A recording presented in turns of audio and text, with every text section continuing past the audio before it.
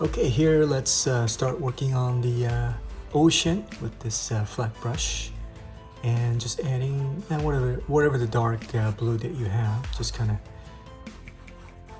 back and forth here. You can use ultramarine blue, but in this case I've set a really dark blue in my hand, so I'm just gonna start to fill this real estate,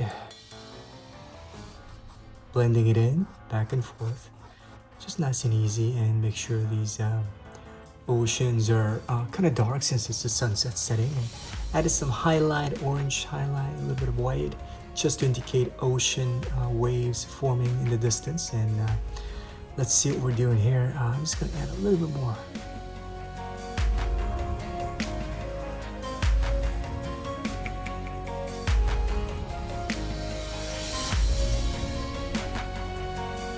And here, this is a knitting needles that I got from Hobby Lobby the other day. I'm just kind of scratching action right here. Just kind of scratching it and making sure some colors underneath it kind of shows through. You'll see why in the end. And adding some little more scratching action, just a little bit more highlights. The distance in the ocean, you can go really detailed if you like, but